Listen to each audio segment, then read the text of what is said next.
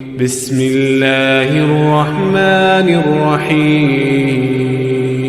نحمده ونصلي ونسلم على رسوله الكريم اما بعد فاعوذ بالله من الشیطان الرجیم بسم اللہ الرحمن الرحیم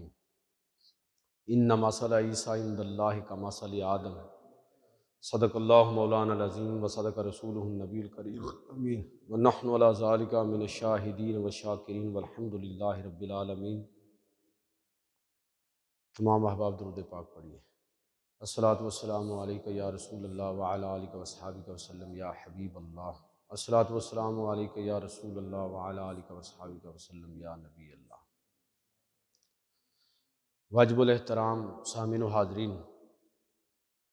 آج کے خطبہ جمعۃ المبارک میں اللہ کے فضل اور توفیق سے میں جس موضوع پر چند باتیں عرض کروں گا اس کا تعلق حضرت عیسیٰ علیہ السلام کی سیرت کے ساتھ ہے، اور اس وقت جو مروجہ مسیحیت ہے اس کے عقائد نظریات کو جس طرح قرآن مجید فرقان حمید نے رد کیا ہے اس کا تھوڑا تذکرہ کروں گا۔ موضوع کی جو آج کی مناسبت ہے وہ 25 دسمبر کے حوالے سے۔ آپ جانتے ہیں کہ کل پوری مسیحی دنیا کے اندر کرسمس ڈے منایا جا رہا ہے۔ ہمارے ہاں بھی جس طرح عید اور اس طرح کے تہوار ہوتے ہیں تو یہ مسیحی دنیا کا ایک بڑا تہوار ہے۔ بعض لوگ مسئلہ بھی پوچھتے ہیں کہ اس موقع پر کیا مسیحیوں کو مبارکباد دینا درست ہے کہ یا یہ بھی کوئی شرک ہے، کفر ہے؟ تو میں عرض کرنا چاہوں گا کہ اس میں کوئی حرج نہیں ہے۔ جب آپ یہ سمجھتے ہوئے اپنے مسیحی بھائیوں کو مبارکباد دیتے ہیں کہ یہ ان کا خوشی کا خاص تہوار ہے، تو ایک ثقافتی اور تہذیبی تہوار کے طور پر اگر آپ مبارکباد پیش کرتے ہیں تو اس میں کوئی حرج نہیں ہے۔ جس طرح وہ لوگ ہمیں مبارک دے دیتے ہیں عید پر، اور بسا اوقات عید میلاد پر بھی دیتے ہیں، تو ظاہر ہے کہ اس کا مطلب یہ نہیں ہوتا کہ وہ انہوں نے اسلام قبول کر لیا ہے۔ اسی طرح یہ بھی اس کا مطلب نہیں ہے کہ اگر ہم کسی کو مبارکباد دے دیں تو ہم نے مسیحی عقائد اور نظریات کو تسلیم کر لیا۔ یہ ایک ثقافتی اور تہذیبی کہہ لیجئے کہ تہوار ہے، اور اس موقع پر مبارکباد دینے میں کوئی حرج نہیں۔ یہ مذہبی مسئلہ ہے ہی نہیں، ہم نے اس کو خواہ مخواہ کفر اور شرک کے عنوان کے ساتھ جو ہے وہ لوگوں کے اندر متعارف کروا دیا کہ یہ جائز ہے کہ ناجائز ہے۔ لیکن جس چیز کا میں ذکر کرنا چاہتا ہوں خصوصیت کے ساتھ وہ یہ ہے کہ مسیحی دنیا کے اندر حضرت مسیح علیہ السلام کی سیرت اور کردار کے حوالے سے اور ان کی طرف جو منسوب تعلیمات ہیں ان سب کا جائزہ لینے کی ضرورت ہے کہ قرآن مجید فرقان حمید نے کیوں عیسائیت جو مروجہ عیسائیت ہے اس پر تنقید کی ہے۔ قرآن مجید نے جن انبیاء کا بڑی تفصیل کے ساتھ ذکر کیا ہے ان میں ایک حضرت عیسیٰ علیہ السلام ہے۔ اب یہاں موقع تو نہیں کہ میں وہ تمام مقامات اور آیات آپ کے سامنے رکھ سکوں، لیکن اوورآل جو ایک جائزہ ایک سکیچ ہمارے سامنے آتا ہے عیسیٰ علیہ السلام کی زندگی کا قرآن مجید فرقان حمید کو پڑھتے ہوئے، تو وہ یہ ہے کہ وہ نہ صرف اللہ رب العزت کے ایک برگزیدہ پیغمبر ہیں بلکہ اللہ تعالیٰ نے بہت سارے حوالوں سے ان کو خاص طرح کی فضیلتیں بھی عطا فرمائی۔ قرآن مجید میں اللہ تعالیٰ فرماتا ہے کہ وَآتَيْنَا عِيسَىٰ ابْنَ مَرْيَمَ الْبَيِّنَاتِ وَأَيَّدْنَاهُ بِرُوحِ الْقُدُسِ، کہ اللہ رب العزت نے عیسیٰ ابن مریم کو بڑے معجزات بھی عطا فرمائے اور روح القدس کے ساتھ ان کی مدد فرمائی۔ اور یہ سورہ آل عمران کے اندر ان بڑے معجزات کا تذکرہ بھی ہے کہ حضرت مسیح علیہ السلام کی یہ شان تھی کہ وہ مٹی کے پرندے بناتے اور ان کو پھونک مارتے تو وہ اللہ کے حکم سے اڑنے لگتے، کوڑی اور بیمار اس کے جسم کو چھوتے اور مس کرتے تو وہ تندرست ہو جاتا۔ اللہ رب العزت کے دیے ہوئے علم کی بنیاد پر عیسیٰ علیہ السلام لوگوں کو بتاتے تھے کہ انہوں نے کیا کھایا ہے، گھر سے کیا کھا کے آئے اور گھر کیا چھوڑ کے آئے۔ تو یہ خاص طرح کی فضیلتیں اور معجزات کہ مردے کو زندہ بھی کر لیتے ہیں، غیب کی خبریں بھی بتاتے ہیں، تو یہ اللہ نے ان کو خاص شان عطا فرمائی تھیں۔ قرآن مجید فرقان حمید نے ان کی فضیلت کو اور ان کی تعلیمات کو تفصیل کے ساتھ ذکر کیا۔ اچھا، جو اس وقت کی مسیحی دنیا ہے، اگر دیکھا جائے تو جب اللہ کے پیغمبر صلی اللہ علیہ وسلم نے اعلان نبوت فرمایا تو ایسے لگتا ہے کہ اس وقت دین مسیحیت جو ہے، حضرت عیسیٰ علیہ السلام نے جو دین پیش کیا تھا، تو بہت سارے لوگ ایسے موجود تھے جن کے پاس وہ دین اور حقیقت اور حق موجود تھا۔ اس کا اندازہ ہمیں ان واقعات سے ہوتا ہے کہ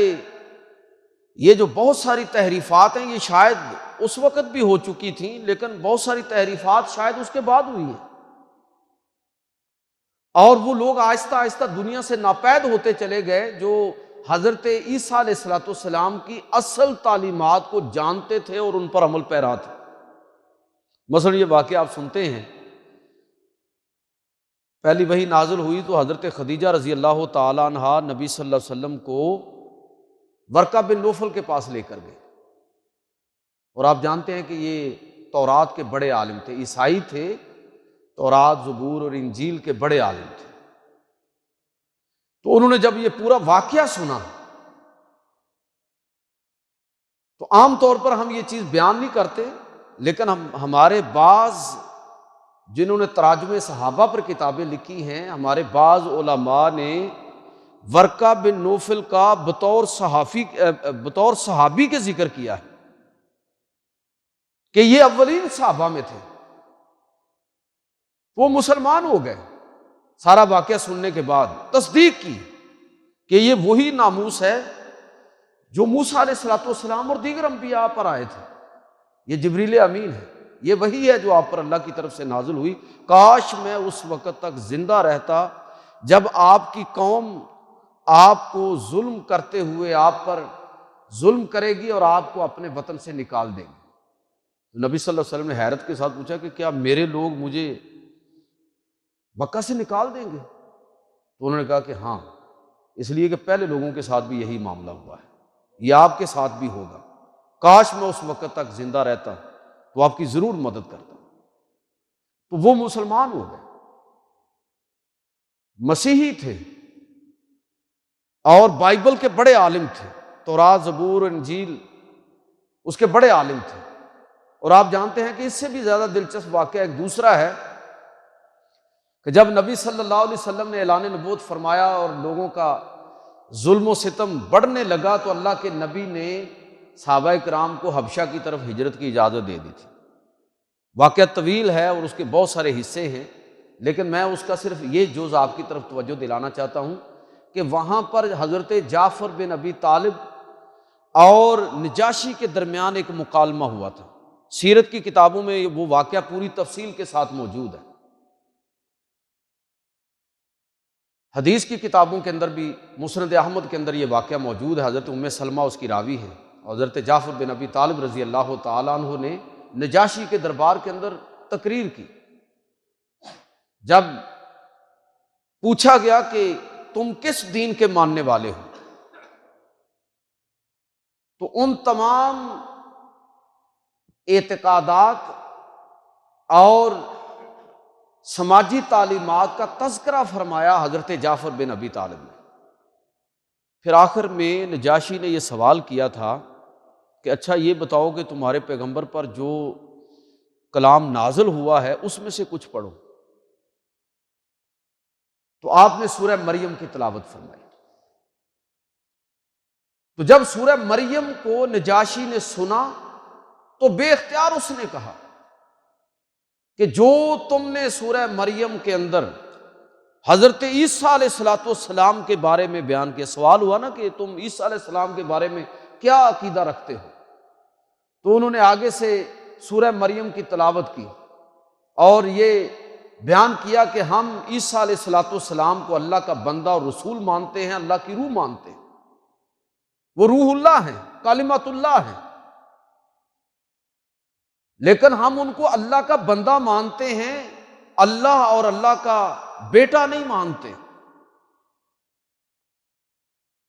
تو نجاشی نے زمین سے ایک تنکا اٹھا کر کہا تھا کہ خدا کی قسم جو تم نے بات کی ہے اور جو تم نے کلام پڑھا ہے اس میں اور عیسیٰ علیہ السلام پر جو اللہ نے کلام نازل کیا اس میں اور اس میں رتی برابر کا بھی فرق نہیں ہے۔ اور نجاشی مسلمان ہوا۔ جب یہ فوت ہوا تو آپ جانتے ہیں کہ صحیح بخاری کے اندر یہ واقعہ موجود ہے کہ اللہ کے پیغمبر صلی اللہ علیہ وسلم نے اس کی غائبانہ نماز جنازہ بھی پڑھی تھی۔ میں کہنا یہ چاہتا ہوں کہ اس کا مطلب یہ ہے کہ اس وقت مسیحی دنیا کے اندر ایسے فرقے اور گروہ موجود تھے جن کے پاس صحیح معنوں میں حضرت مسیح علیہ السلام کی لائی ہوئی اصل تعلیم موجود تھی۔ اور یہ بھی آپ جانتے ہیں کہ نجاشی نے صورتحال کا جائزہ لینے کے لیے مکہ کی طرف ایک بڑا وفد بھیجا تھا جس میں اچھے خاصے 20-25 کے قریب لوگ موجود تھے۔ تو یہ حبشیوں کا یہ پورا وفد مدینہ نہیں مکہ حاضر ہوا تھا۔ مدینہ میں الگ یہ لوگ گئے، بعد میں مکہ حاضر ہوا۔ اور وہ اگر آپ سیرت کی کتابوں سے آپ وہ پورا جو گفتگو ہوئی اس وفد کی نبی کریم صلی اللہ علیہ وسلم کے ساتھ، تو آپ حیران ہوں گے کہ اگر آدمی سچائی تک پہنچنا چاہتا ہے تو باتیں کتنی سادہ اور سیدھی ہوتی ہیں۔ تو انہوں نے سیدھے سیدھے 5-7 سوال کیے۔ اللہ رب العزت کی توحید کے بارے میں سوال کیا، پیغمبر علیہ السلام کی رسالت کے بارے میں سوال کیا، آخرت کے بارے میں سوال کیا اور چند اور سوالات کیے، اور ہر جواب کے بعد وہ تصدیق کرتے چلے جاتے تھے۔ قریش کے لوگ بھی دیکھ رہے تھے، یہ گفتگو سن رہے تھے۔ اور جب آخر میں انہوں نے اعلان کیا کہ ہم آپ پر ایمان لانے کا اعلان کرتے ہیں، تو قریش نہ صرف ہکا بکا رہ گئے بلکہ ان پر تان بھی کرنے لگے کہ تم کتنے کم ظرف ہو، ہمارے درمیان یہ اتنے سالوں سے رہ رہے ہیں، تو تم نے ایک نشست میں کیسے جان لیا کہ یہ حق ہے؟ ہم سے تو پوچھ لو۔ لیکن جو چیز وہ لوگ جانتے تھے وہ قریش میں مکہ نہیں جانتے تھے۔ ان کے پاس ہدایت کی روشنی موجود تھی، چنانچہ وہ پیغمبر علیہ السلام پر ایمان لائے اور وہاں سے واپس حبشہ کی طرف چلے گئے۔ اور یہ وہ لوگ ہیں جنہوں نے صحابہ کرام دیگر صحابہ کے ساتھ مل کر انہوں نے پھر وہاں دعوت اور تبلیغ کا کام کیا۔ اور جب حضرت جعفر بن ابی طالب اور دیگر صحابہ مدینہ کی طرف لوٹے تو تراجم کی کتابوں میں آتا ہے کہ 51 لوگ ان کے ساتھ صرف وہ تھے جو حبشہ سے حضور کی زیارت کرنے کے لیے حاضر ہوئے تھے۔ تو وہاں کتنے لوگ مسلمان ہو چکے ہوں گے؟ تو کہنے کا مطلب یہ ہے کہ اللہ کے نبی صلی اللہ علیہ وسلم نے جب اعلان نبوت فرمایا تو اس وقت عیسائی دنیا کے اندر بہت سارے گروہ ایسے موجود تھے، بہت سارے لوگ ایسے موجود تھے جو حق کو جانتے تھے اور پہچانتے تھے۔ اسی لیے قرآن نے جو یہ دعویٰ کیا ہے کہ یعرفونہ کما یعرفون ابناہم، یہ لوگ مانے یا نہ مانے لیکن پیغمبر کو یہ اسی طرح جانتے ہیں جس طرح کوئی اپنی اولاد کو جانتا ہے، بلکہ اولاد کے بارے میں بھی شک ہو سکتا ہے کہ کہیں بیوی نے خیانت نہ کر دی ہو، لیکن پیغمبر علیہ السلام کے بارے میں اس سے بھی زیادہ وثوق کے ساتھ جانتے تھے کہ یہ نبی برحق ہیں۔ لیکن پھر وہی بدقسمتی ہوئی کہ ان کے جو رہبان ہیں، ان کے جو مذہبی رہنما ہیں، انہوں نے دین کو اپنے مقاصد کے لیے استعمال کرنے کا وہ سازش کی۔ میں اکثر یہ بات کہتا ہوں کہ یہ اس بات کو بہت اچھی طرح سمجھنے کی ضرورت ہے۔ دین ہر دور میں لوگ اپنے ذاتی مقاصد کے لیے استعمال کرتے رہے۔ قرآن مجید نے ان یہودی اور عیسائی علماء کے بارے میں جو ٹرم استعمال کی ہے وہ ہے ارباب من دون اللہ، یہ اللہ کے علاوہ اپنے آپ کو رب سمجھنے والے لوگ تھے کہ خدائی اختیارات یہ سمجھتے تھے کہ اب یہ اختیار ہمارے پاس ہے کہ ہم لوگوں کو بتائیں گے کہ یہ پیغمبر سچے ہیں کہ نہیں ہیں۔ بھائی اگر میں معافی چاہتا ہوں یہ بات، اگر یہ سارے ہمارے گروہ جو ہیں، یہ دیوبندی، بریلوی، اہل حدیث، شیعہ، بنیادی عقائد جب ایک ہیں تو یہ جب صلح صفائی کی کوشش شروع کر دیں گے کہ یار چھوڑو یہ لڑائی جھگڑے، تو کیا خیال ہے کہ کتنی دکانداریاں اور کتنے آستانے بند ہو جائیں گے، لوگوں کی دکانیں ہی بند ہو جائیں گی۔ یہ چورن بیچ کر ہی تو ہم اپنی جیب بھر رہے ہیں بھائی، بہت سارے لوگ اپنی جیب بھر رہے ہیں۔ تو یہ اس دور میں بھی دین کو لوگوں نے اپنے ذاتی مقاصد کے لیے استعمال کیا تھا، اور آج بھی ہمیں خبردار ہونے کی ضرورت ہے۔ اگر کوئی بندہ، کوئی انسان، کوئی بڑے سے بڑا مذہبی رہنما، کوئی پیر، کوئی فقیر، کوئی مولوی، کوئی سیاستدان، جو بھی دین کو اپنے مقاصد کے لیے استعمال کرے گا، آپ اس کا انکار کر دیں، اس لیے کہ ہمارے پاس پورا حق اور موقع موجود ہے۔ ہمیں تو اللہ کے پیغمبر صلی اللہ علیہ وسلم یہ کہہ کے گئے ہیں، کسی بندے کے پیچھے نہیں لگنا، صرف ایک ہی ہستی ہے جو قابل اتباع ہے، اور وہ محمد رسول اللہ صلی اللہ علیہ وسلم کی ہستی ہے، کوئی دوسرا ہے ہی نہیں۔ یہ عیسائی مذہب کی طرح پوپ اور راہب جو اپنے آپ کو خدا کا اور عیسیٰ علیہ الصلوۃ والسلام کا اوتار سمجھتے تھے۔ یاد رکھیے کہ عیسائی مذہب کا عقیدہ کیا ہے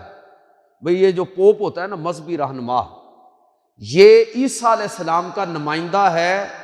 خدا کا نمائندہ ہے۔ یہ بہت خطرناک بات ہے، یہ بہت خطرناک بات ہے۔ اللہ کا اور اللہ کے نبی کا نمائندہ ہونے کا مطلب یہ ہے کہ اصل میں وہ خدا ہونے کا دعویٰ کر رہا ہے۔ لہذا عیسائی مذہب میں یہ باقاعدہ بطور عقیدے کے کہ پوپ غلط نہیں ہوتا،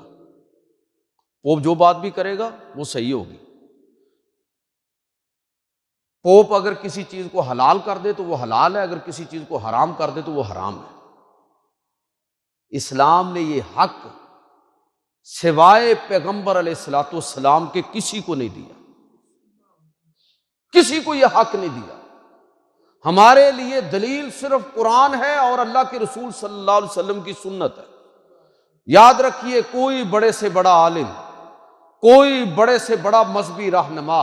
ہمارے لیے اسی وقت قابل احترام ہے جب ہمیں اللہ کی کتاب اور رسول اللہ صلی اللہ علیہ وسلم کی سنت کے مطابق لے کر چلے گا، تو وہ ہمارے لیے قابل اتباع ہے، قابل ہدایت ہے، وہ ہم اس کے پیچھے چلیں گے۔ اصل میں اس کے پیچھے نہیں چلیں گے، قرآن اور حدیث کے پیچھے چلیں گے۔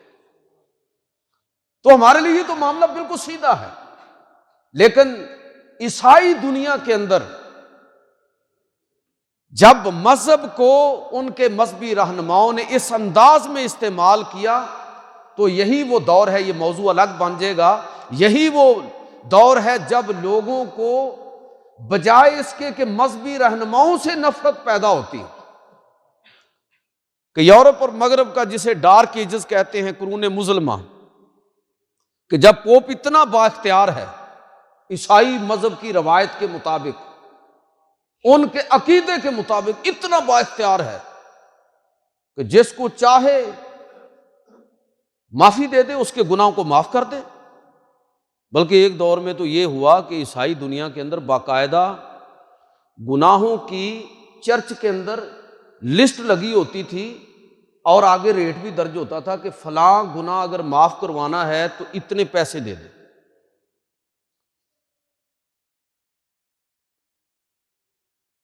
یہ تماشے آپ کو ادھر بھی مل جاتے ہیں۔ یہ جتنے لوگ تعویذ بیچنے والے ہیں، دین بیچنے والے ہیں، یاد رکھیں جو آدمی نعت پڑھنے سے پہلے، آپ نعت خانوں کی خدمت کرتے رہیں، کون آپ کو منع کرتا ہے؟ علماء کی خدمت آپ کرتے ہیں، کرتے رہیں، لیکن جو نعت خان نعت پڑھنے سے پہلے ہی ریٹ طے کر لیتا ہے، جو مولوی تقریر کرنے سے پہلے ہی اپنا ریٹ طے کر لیتا ہے، تو دین بیچ رہا ہے اور کیا کر رہا ہے؟ اور آپ لوگ خریدار بنے ہوتے ہیں، ایسے آدمی سے دین لینے کا کیا فائدہ ہوگا؟ تو یہ اس دور میں بھی تھا اور ہر دور میں یہ کام چلتا ہے۔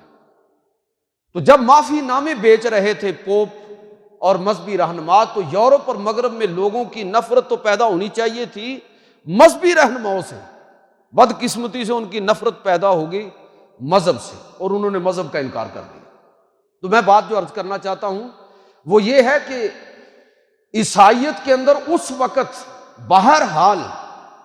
ایک نہیں بہت ساری مثالیں میں آپ کی خدمت میں عرض کر سکتا ہوں کہ جس سے آپ کو اندازہ ہوگا کہ ایسے لوگ موجود تھے جو اصل عیسائیت حضرت مسیح علیہ الصلوۃ والسلام کی تعلیمات کو جاننے والے تھے، سمجھنے والے تھے، اور وہ رسول اللہ صلی اللہ علیہ وسلم کو بھی پوری طرح پہچانتے تھے، اور انہوں نے حضور پر ایمان بھی لے کر آئے۔ لہٰذا یہودی اور عیسائی بہت سارے علماء وہ ہیں جنہوں نے رسول اللہ صلی اللہ علیہ وسلم کو نبی اور پیغمبر تسلیم کیا، لیکن ظاہر ہے کہ اس دور میں بھی اور بعد کے دور میں یہ انحراف اور بڑھا۔ تو آج ضرورت ہے کہ ہم پھر حضرت مسیح علیہ الصلوۃ والسلام کی سیرت کو قرآن مجید کی روشنی میں پڑھیں۔ ویسے میں نے یہ پلان کیا ہوا ہے، اگر اللہ رب العزت نے توفیق دی تو قرآن مجید نے جن جن پیغمبروں کے حالات کو تفصیل سے بیان کیا ہے، جن کی تعداد تقریباً 27 بنتی ہے، تو انشاءاللہ میں آنے والے دور میں یہ موضوع شروع کروں گا تو ان تمام پیغمبروں کے احوال آپ کو قرآن کی روشنی میں سناؤں گا۔ آج تو میں بالکل مختصر بات کر رہا ہوں کہ حضرت مسیح علیہ الصلوۃ والسلام جو تعلیمات وہ لے کر آئے تھے اس کو جاننے والے لوگ اس وقت بھی موجود تھے، اور بہت سارے لوگوں نے حق کو جانا، پہچانا اور قبول کر لیا، لیکن پھر وہی بدقسمتی ہوئی، یہودی اور عیسائی علماء نے دین کو اپنے ذاتی مقاصد کے لیے استعمال کرنے کی پلاننگ کی کہ اگر یہ سارے لوگ مسلمان ہو گئے تو پھر ہمیں کون پوچھے گا۔ یہ ہے اصل بدقسمتی۔ جس طرح آپ پڑھتے ہیں نا کہ عبداللہ بن ابی جو تھا رئیس المنافقین، پتہ ہے نا حضور کی ہجرت سے پہلے لوگ اس کو مدینہ کا بادشاہ بنانے والے تھے، تاج پوشی ہونے والی تھی کہ حضور ہجرت کر کے تشریف لے آئے تو اس کا سارا کھیل بگڑ گیا۔ تو وہ ساری زندگی منافقت کے اندر ہی اس نے زندگی بسر کر دی کہ ان کی وجہ سے گویا کہ میرا بنا بنایا کھیل بگڑ گیا۔ اب یہودی اور عیسائی علماء نے بھی یہی کیا کہ اگر یہ سارے لوگ مسلمان ہو گئے، حق کو انہوں نے جان لیا، پہچان لیا، تو پھر ہماری ویلیو ختم ہو جائے گی۔ تو میں عرض کیا کرتا ہوں کہ اللہ کے بندو، دین جو ہے نا یہ کوئی کاروبار نہیں ہے، دین ایک مشن ہے، پیغمبروں کا مشن ہے، اللہ کے انبیاء کا مشن ہے، نیکی اور ہدایت کی بات کو دوسروں تک پہنچا دینے کا مشن ہے۔ یہ وہ چیز نہیں ہے کہ کاروباری انداز میں لوگوں کے درمیان بیچی جائے۔ دیکھیں ہم علماء کی خدمت کرتے ہیں تو اس وجہ سے کرتے ہیں، دین کی قیمت نہیں ادا کرتے، ہم ان کو جو ذمہ داری دی ہے تو ان کی ضروریات کو ہم اپنے طور پر پورا کرتے ہیں، ان کو فیسیلیٹیٹ کرتے ہیں، بس یہ نہیں ہے کہ ہم نے کوئی ریٹ طے کیے ہوئے۔ اور اگر کوئی آدمی اس طرح کی حرکت کرتا ہے تو وہ دین کو بیچ رہا ہے، اور وہ بھی اسی لعنت کا مستحق ہے جس لعنت کے مستحق یہودی اور عیسائی علماء ٹھہرے۔ تو میں یہ عرض کرنا چاہتا ہوں کہ اس دور میں جو انحراف تھا وہ بھی تھا، لیکن بعد کے دور میں یہ انحراف اور زیادہ بڑھا۔ قرآن مجید فرقان حمید نے ان میں سے ایک ایک چیز کو تنقید کا نشانہ بنایا۔ اللہ رب العزت قرآن مجید فرقان حمید کے اندر ارشاد فرماتا ہے کہ یہ یہود و نصارہ سورہ مائدہ کے اندر ان کی خرابیاں تفصیل سے موجود ہیں، تو اللہ رب العزت فرماتا ہے کہ یہ وہ لوگ ہیں یحرفون الکلم من بعد مواضعہ، کہ یہ اللہ کی آیتوں کو کس طرح ان کے اندر تحریف کرتے ہیں اور ان کے مقام اور مفہوم سے ہٹا کر لوگوں کے درمیان لفظی تحریف بھی کرتے ہیں اور معنوی تحریف بھی کرنے والے ہیں۔ اب ان لوگوں نے کیا تحریف کی، میں بالکل مختصر عرض کرتا ہوں۔ اس وقت بھی اگر آپ میرے پاس موجود ہے بائبل پوری، تو ہماری ظاہر ضرورت ہے کہ آپ کو بتانا ہوتا ہے، چیزیں پڑھنی ہوتی ہیں، تو اس وقت بھی بائبل کے اندر یعنی تورات کے اندر احکام عشرہ کی صورت میں اور کئی مقامات ہیں اللہ تعالیٰ کی وحدانیت اور اس کی توحید تورات کے اندر موجود ہے۔ حضرت مسیح علیہ الصلوۃ والسلام نے خود خدائے وحدہ لا شریک کی طرف دعوت دی، انجیل کے اندر آیتیں موجود ہیں، لیکن بدقسمتی ملاحظہ کیجئے کہ تعویلات کے اندر اس طرح پھنسایا عیسائی علماء نے لوگوں کو، جس طرح ہمارے ہاں نہیں لوگوں کو پھنسایا ہوا کہ حضور نور تھے کہ بشر تھے، حاضر ناظر تھے کہ نہیں تھے، غیب جانتے تھے کہ نہیں جانتے تھے۔ بھئی عام لوگوں کا اس سے کیا تعلق ہے؟ یہ کلامی بحثیں ہیں۔ آپ دین کا وہ پہلو بیان کریں جس کا تعلق بنیادی عقائد کے ساتھ ہے اور لوگوں کی سماجی زندگی کے ساتھ ہے۔ قیامت کے دن یہ نہیں پوچھا جائے گا کہ آپ بتائیں کہ اللہ کے نبی حاضر ناظر تھے کہ نہیں تھے، اگر کہیں ہے یہ عقیدہ لکھا ہو تو مجھے بھی بتا دیا جائے، یہ کوئی سوال نہیں ہوگا۔ یہ نور بشر حاضر ناظر اس طرح کی کلامی بحثیں یہ علماء کی بحثیں ہیں، عوام کے ساتھ اس کا کوئی تعلق نہیں ہے۔ تو عیسائی علماء نے اس طرح لوگوں کو الجھن کے اندر ڈالا کہ باوجود اس کے کہ خالص توحید موجود تھی تورات کے اندر، انجیل کے اندر آیتیں موجود ہیں، اب بھی موجود ہیں، لیکن بدقسمتی سے ان لوگوں نے یہ کہنا شروع کر دیا کہ عیسیٰ علیہ الصلوۃ والسلام تو خدائی وصف لے کر خدا کے روپ کے اندر دنیا کے اندر آئے ہیں، وہ خدا ہیں، خدا کے بیٹے ہیں۔ باپ بیٹا اور روح القدس کی بات کر کے توحید کے تصور کو ڈیمیج کیا۔ اللہ تعالیٰ نے قرآن مجید کے اندر ان کا رد فرمایا سورہ مائدہ، لقد کفر الذین قالوا ان اللہ ثالث ثلاثہ، یہ لوگ جو تو تثلیث کی بات کرتے ہیں، لوگوں نے کفر کیا ہے۔ اور قرآن مجید کے اندر وہ پورا مکالمہ موجود ہے کہ قیامت کے دن اللہ رب العزت عیسیٰ علیہ الصلوۃ والسلام سے فرمائے گا کہ آپ نے ان کو یہ کچھ کہا تھا، تو عیسیٰ علیہ الصلوۃ والسلام فرمائیں گے کہ اے اللہ تو جانتا ہے کہ میں نے تو تیری توحید کی طرف ان کو دعوت دی تھی، یہ تو میرے بعد گمراہ ہوئے ہیں۔ تو یہ اس طرح کی کلامی بحثوں کے اندر لوگوں کو الجھانا اور اس کے اندر لوگوں کو اس طرح پھنسا دینا کہ دین کی اصل روح فوت ہو جائے۔ اب لوگ لگے ہوئے ہیں، ہمارے لوگ بھی، یہ سیکھنے والی چیز ہے نا کہ یا رسول اللہ کہنا کیسا ہے، اگر کوئی نہ کہے کیا وہ مومن رہے گا کہ نہیں رہے گا؟ اب پھنسے ہوئے ہیں لوگ اس میں کہ جی وہ تو الصلوۃ والسلام علیکہ یا رسول اللہ چونکہ پڑھتے ہی نہیں ہیں لہذا وہ تو بے ایمان ہے، وہ تو مسجد جو ہے وہ بد عقیدہ لوگوں کی مسجد ہے۔ اب یہ وہ باتیں تھیں جو علماء تک رہنی چاہیے تھی۔ عیسائی علماء نے یہی کام کیا جو اب ہمارے لوگ کر رہے ہیں۔ اب ہمارے لوگ اتنے متعصب ہو گئے ہیں، میں آپ کی بات کر رہا ہوں، آپ لوگ اتنے متعصب ہو گئے ہیں کہ اب اگر علماء کہیں نا کہ بھئی یہ باتیں چھوڑ دو، تو آپ مسجد چھوڑ کے کسی اور مسجد میں چلے جائیں گے کہ وہاں جو ہے نا وہ بات عجیب و غریب باتیں کرتے ہیں۔ یہ اب ہمارا بھی یہی حال ہو گیا۔ تو اللہ رب العزت نے عیسائی علماء کی اس توحید کے تصور کو رد کر دیا۔ یہ لوگ یہ وصف رکھتے، یہ بات کہتے تھے کہ ہر آدمی پیدائشی طور پر گناہ گار ہے۔ ان کے بقول جو لغزش آدم علیہ الصلوۃ والسلام سے وہ پھل کھانے کی صورت میں ہوئی، جس کا واقعہ آپ اکثر سنتے ہیں، تو اب ہر بچہ پیدائشی طور پر گناہ گار پیدا ہوتا ہے۔ یہ عیسائی عقیدہ ہے، اور اگر وہ پاک ہونا چاہتا ہے تو بس اس کی ایک ہی شکل ہے کہ عیسیٰ علیہ السلام کے نام پر بپتسمہ لے، یہ عیسائی ٹرمینالوجی ہے، بپتسمہ، استباغ، انگریزی میں بیپٹزم اس کو کہتے ہیں، بپتسمہ، تو یہ وہ استباغ لے گا تو پاک ہوگا، اور اس رنگ کے اندر اپنے آپ کو رنگے گا تو وہ پاک ہوگا۔ اللہ رب العزت نے قرآن مجید فرقان حمید کے اندر اعلان فرما دیا، نہ ان کو رنگوں کی اہمیت ہے اور نہ اس طرح کی کوئی ظاہری وضع قطع اختیار کرنے کی ضرورت ہے۔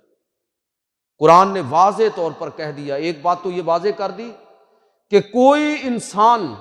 پیدائشی طور پر گناہ گار نہیں ہے۔ ویسے یہ عقیدہ بھی عقل اور فطرت کے خلاف ہے، بھئی میں نے گناہ کیے ہی نہیں ہے، اس کی وجہ سے مجھے کیوں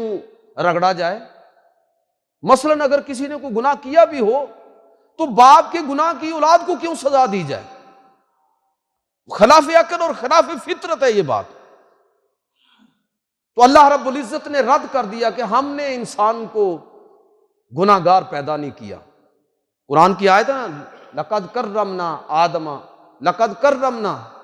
وَلَقَدْ کرمنا بنی آدم، اور ہم نے بنی آدم کو عزت اور وقار اور احترام، اس وصف پر ہم نے اس کو پیدا کیا ہے۔ خلق اللہ آدم علی صورتہ، نبی کریم صلی اللہ علیہ وسلم نے فرمایا کہ اللہ کو انسان سے کتنی محبت ہے، اور یہ کیوں اشرف المخلوقات ہے کہ اللہ نے اس کو اپنی شکل و صورت پر پیدا کیا ہے۔ اگر اللہ کی کوئی شکل و صورت ہوتی تو اس کا مطلب یہ ہے کہ جس شکل پر انسان پیدا کیا گیا ہے یہ سب سے محبوب شکل ہے اللہ کو۔ اور حضور نے فرمایا کہ الولد یولد علی الفطرہ، بچہ فطرت پر پیدا ہوتا ہے، گناہ گار پیدا نہیں ہوتا۔ فوالداہ یحودانہ و ینصرانہ و یمجسانہ، یہ اس کے والدین، اساتذہ، سوسائٹی جو اس کی بعد میں تربیت کرتے ہیں شعور میں عمر کو پہنچنے کے بعد، وہ اس کو یہودی، مجوسی یا نصرانی بنا دیں، جو بنا دیں، بچہ اولاً فطرت پر پیدا ہوتا ہے، وہ بالکل صاف اور پاک ہوتا ہے۔ جب تک اس کے پاس شعور اور اختیار کی عمر کو نہ پہنچ جائے اس کا تو حساب کتاب بھی نہیں ہے۔ تو رد کر دیا اسلام نے اس چیز کو کہ انسان پیدائشی طور پر گناہ گار ہے، رد کر دیا اس چیز کو کہ اس وقت تک بخشش نہیں ہوگی جب تک مسیح علیہ السلام کے نام پر بپتسمہ کوئی نہیں لے گا، استباغ نہیں کرے گا، غسل نہیں کرے گا۔ اللہ رب العزت نے قرآن مجید کے اندر اعلان فرما دیا کہ صبغۃ اللہ، بہترین رنگ اللہ کا ہے، ومن احسن من اللہ صبغہ، اور اللہ کے رنگ سے بہترین رنگ کوئی نہیں۔ اور اللہ کا رنگ کیا ہے؟ جب کوئی شخص اللہ کی اور اللہ کے رسول کی اتباع کرتے ہوئے اس رنگ کے اندر اپنے آپ کو رنگ لے تو یہ بہترین رنگ ہے جس کو اللہ رب العزت صبغۃ اللہ فرما رہا ہے۔ یہ بہترین رنگ ہے، یہ مخصوص اعمال کر کے اور کچھ یہودیوں کی طرح کچھ خاص طور کی وضع قطع اختیار کر کے، خاص طرح کا لبادہ اوڑھ کے کہہ لینا کہ بس ٹھیک ہے بخشا گیا آدمی، اسلام میں یہ نہیں ہے۔ آپ دیکھ لیجئے کہ اللہ کے پیغمبر صلی اللہ علیہ وسلم، دیکھیں آپ کسی بزرگ کی نسبت سے کوئی خاص طرح کی ٹوپی پہن لیتے ہیں، کوئی پٹکا گلے میں ڈال لیتے ہیں، تو ٹھیک ہے آپ اپنی محبت کا اظہار کر رہے ہیں، یہ نجائز نہیں ہے، غلط نہیں ہے، لیکن ایسی کوئی تعلیم شریعت نے نہیں دی۔ نبی صلی اللہ علیہ وسلم قریش میں سے تھے اور مختلف قبائل کے لوگ، دنیا بھر سے لوگ آ رہے ہیں، ایک روایت سے بھی ثابت نہیں کیا جا سکتا کہ اللہ کے پیغمبر صلی اللہ علیہ وسلم نے لوگوں کو کہا ہو کہ بھائی یہ جو میں نے لباس پہنا ہوا ہے نا، اب اس لباس کو تم اختیار کر لو، جو زبان میرے قبیلے کی اب یہی زبان تم نے بولنی ہے۔ جس طرح ہمارے ہاں لوگوں نے زبانوں کو بھی مسلمان اور کافر بنانا شروع کر دیا ہے، لباس بھی مسلمان اور کافر ہوتے ہیں، استغفر اللہ۔ یعنی اس سے آپ اندازہ کریں کہ اسلام کو کتنا آپ ایک ایسا دین جو گلوبل ویژن رکھنے والا دین ہے، اس دین کو آپ کس طرح محدود کر رہے ہیں۔ تو اللہ کے نبی صلی اللہ علیہ وسلم نے ایسا کچھ نہیں فرمایا۔ اسلام کی بڑی سیدھی سیدھی اپروچ ہے کہ زبانیں یہ کافر اور مسلمان نہیں ہوتی، اور لباس یہ مسلم اور غیر مسلم نہیں ہوتے۔ یہ ویسے شلوار قمیض کون سی اس کے مسلمان ہونے کے کوئی دلائل آپ کے پاس ہوں تو آپ مجھے بھی ضرور بتائیے گا کہ اگر یہ لباس جو ہے یہ کوئی قرآن سے ثابت ہے یا حدیث سے ثابت ہے، تو یہ کہاں سے ثابت ہے بھائی؟ لباس اسلام کی نظر میں ہر وہ لباس جو شرعی ضروریات کو پورا کرے، جو انسان کے جسم کو ڈھانپ لے، وہ لباس شرعی لباس ہے۔ اسلام کو اس سے کوئی غرض نہیں ہے۔ ہو سکتا ہے کہ ایک پینٹ شرٹ پہننے والا، ٹائی لگانے والا، ہیٹ لگانے والا میری اور آپ کی نسبت بہترین مسلمان ہو، تو یہ وضاقتہ کے اندر اور رنگوں کے اندر پڑھنے سے منع کیا۔ قرآن نے رد کیا مسیحی تصورات کا کہ یہ اس طرح کی چیزوں کو دین بنانا یہ مسیح علیہ الصلوۃ والسلام کی تعلیم ہے ہی نہیں، یہ لوگوں نے ان کی طرف منسوب کر دی ہے، جس طرح کہ رہبانیت کو لوگوں نے دین بنا لیا۔ یہ کوئی اسلام کا حکم نہیں ہے۔ وَرَهْبَانِيَةٌ ابْتَدَعُوهَا مَا كَتَبْنَا عَلَيْهِمْ، اللہ رب العزت فرماتا ہے کہ یہ عبادت کا خاص طریقہ جو وضع کیا ہے یہ ہم نے ان پر لازم نہیں کیا۔ سورہ حدید آیت نمبر 27 اللہ رب العزت فرماتا ہے کہ یہ ہم نے ان پر لازم نہیں کیا۔ جس طرح ہمارے ہاں لوگوں نے کہ ننگے پاؤں فلاں علاقے کی طرف سفر کرنا، خاص طرح کے جھنڈے باندھ لینا، خاص طرح کے رنگ اختیار کر لینا، اس کا کوئی دین کے اندر حکم نہیں ہے، نہ یہ چیزیں عبادت ہیں۔ آپ کرتے رہیں اپنے کلچر کے طور پر، اس کو کرتے رہیں تو کرتے رہیں، دین میں یہ چیزیں عبادت نہیں ہے۔ عبادت وہی ہے جو اللہ اور اللہ کے رسول کے طریقے کے مطابق ہے، اللہ کے حکم کے مطابق ہو، رسول اللہ صلی اللہ علیہ وسلم کی سنت کے مطابق ہو، وہ چیز عبادت ہے۔ تو عیسائی اور مسیحی تصورات کو قرآن مجید نے رد کر دیا ایک ایک چیز کا، کہ یہ عقیدہ کہ اب مسیح علیہ الصلوۃ والسلام، یہ عیسائیت کا عقیدہ ہے، اس کو کہتے ہیں عقیدہ کفارہ، کہ مسیح علیہ الصلوۃ والسلام نے صلیب پر چڑھ کر پوری انسانیت کی طرف سے پہلے اور بعد والے لوگوں کی طرف سے کفارہ ادا کر دیا، لہذا بات ختم ہو گئی۔ اب جو بھی مسیح کے نام پر بپتسمہ لے لے گا گویا کہ اس کی بخشش ہو گئی، وہ جو چاہے کرتا رہے، وہ جو چاہے کرتا رہے، اس لیے کہ مسیح علیہ الصلوۃ والسلام نے صلیب پر چڑھ کر اس کی طرف سے کفارہ ادا کر دیا ہے۔ میں عرض کرتا ہوں کہ تھوڑے بہت فرق کے ساتھ ہر دور کے اندر اس طرح کی گمراہیاں لوگ پھیلاتے رہتے ہیں۔ جس طرح ہمارے ہاں رسول اللہ صلی اللہ علیہ وسلم قیامت کے دن گناہ گاروں کی شفاعت کریں گے، یہ ہمارا عقیدہ ہے، حضور کا مقام محمود ہے، آپ صلی اللہ علیہ وسلم کو یہ مقام قیامت کے دن دیا جائے گا، یہ بات حق ہے، قرآن و سنت سے ثابت ہے۔ اور ہم لوگوں کا، ہم جیسے گناہ گاروں کا تو آخری سہارا ہی اللہ کے رسول ہوں گے، لیکن اس کے باوجود اگر کوئی شخص اس عقیدے کو اس طرح بیان کرنا شروع کر دے کہ بھائی ٹھیک ہے سال کے بعد میلاد شریف کا پروگرام کر لیا بس کافی ہے، اللہ کے رسول خود ہی شفاعت کر لیں گے، تو اس کو یاد رکھنا چاہیے کہ اللہ کے رسول صلی اللہ علیہ وسلم کہہ کے گئے ہیں ہمیں کہ میں اس کی شفاعت کروں گا۔ یہ حدیث صحیح بخاری کی حدیث کا مفہوم ہے کہ میں نے تمہیں ایک ایک بات بتا دی ہے، یہ جائز ہے، یہ ناجائز ہے، یہ حق ہے، یہ باطل ہے، میں اس کی شفاعت کروں گا جو میرے طریقے کے مطابق چلے گا۔ اگر اس میں اب کوئی کوتاہی ہو جائے گی، کمی رہ جائے گی، تو اس کمی کے لیے میں اپنے رب کی بارگاہ میں سفارش کروں گا کہ یا الہی اس کی کمیاں کوتاہیوں کو معاف کر دے۔ یہ نہیں ہوگا کہ ساری زندگی اللہ کے پیغمبر کے حکم کو چیلنج کرتا رہے اور یہ امید، غلط امید بنا کے رکھے کہ گویا کہ میں نے کوئی بڑا احسان کر دیا ہے، اسلام قبول کر کے پیغمبر پر ایمان لا کے اب یہ ان کا کام ہے خود ہی بخشوا لیں۔ اس طرح کے تصور شفاعت کا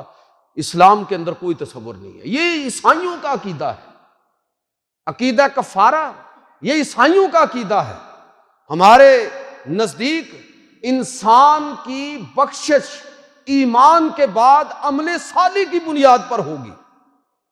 قرآن مجید میں اللہ رب العزت نے واضح طور پر فرما دیا ہے وَلَا تَكْسِبُ كُلُّ نَفْسٍ إِلَّا عَلَيْهَا وَلَا تَزِرُ وَازِرَةٌ وِزْرَ أُخْرَىٰ، لوگوں کوئی جان کسی دوسرے کا بوجھ نہیں اٹھائے گی، جو جس نے کمایا ہے وہی بھگتے گا اس کو، ہر آدمی اپنے اعمال کا خود ذمہ دار ہوگا۔ تو پھر اگر قرآن کی یہ تنقید مسیحیت پر ہے تو اس آئینے کے اندر ہمیں اپنے کردار اور اعمال کا بھی جائزہ لینا چاہیے۔ تو میں یہ عرض کرنا چاہتا ہوں کہ مسیح علیہ الصلوۃ والسلام کی تعلیمات کو قرآن مجید کی روشنی میں دوبارہ ہمیں ان کی سیرت کو پڑھنا چاہیے، اچھے طریقے سے پڑھنا چاہیے۔ مروجہ مسیحیت کے اندر جو مسائل ہیں وہ خود بخود ہمیں سمجھ آ جائیں گے کہ یہ خرابیاں کیوں ہیں، اور جب ہم ان خرابیوں کو سمجھ جائیں گے تو پھر اس معیار پر ہمیں موقع ملے گا کہ اگر یہ خرابیاں عیسائی مذہب کے اندر آئی ہیں اور اللہ نے ان پر لعنت کر دی ہے، یہودیوں پر لعنت کر دی ہے کہ انہوں نے پیغمبر کی تعلیمات کو ہیر پھیر کر دیا اس میں، تو پھر ہمیں بھی موقع ملے گا کہ ہم نے بھی تو کہیں کسی جگہ پر گڑبڑ نہیں کرنی۔ قرآن میرے بھائیو آئینہ ہے، یہ کوئی قصے کہانیوں کی کتاب نہیں ہے۔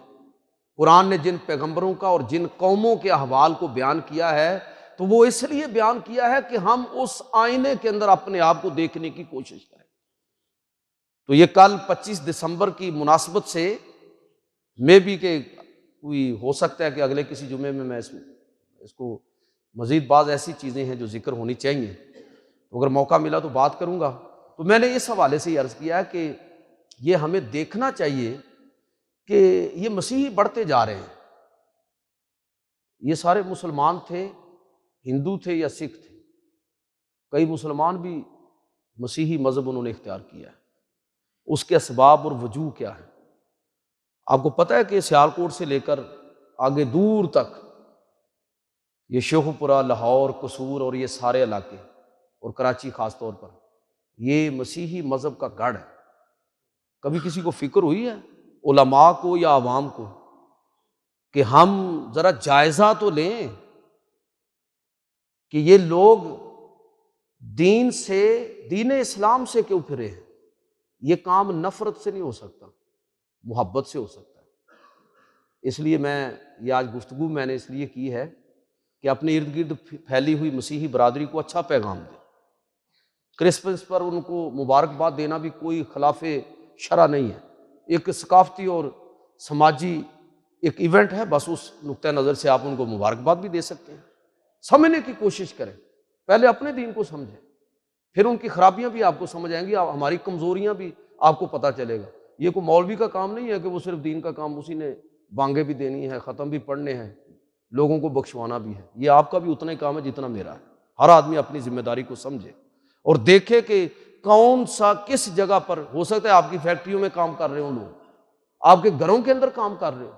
آپ کے گلی محلے کے اندر کام کر رہے ہوں، کبھی ان کے ساتھ مہربانی سے پیش بھی آیا کریں، کوئی عید شید بھی دے دیا کریں، اور کبھی گپ شپ بھی لگایا کریں، اس نیت کے ساتھ کہ ہو سکتا ہے کہ آپ کے حسن سلوک کی وجہ سے اس کو دین اسلام کے بارے میں کچھ سوچنے کا، سمجھنے کا موقع ملے۔ یقین جانیے یہ بہت بڑا ثواب ہوگا، اجر ہوگا آپ کو۔ اللہ رب العزت ہمیں دین کا فہم عطا فرمائے، عمل کی توفیق عطا فرمائے۔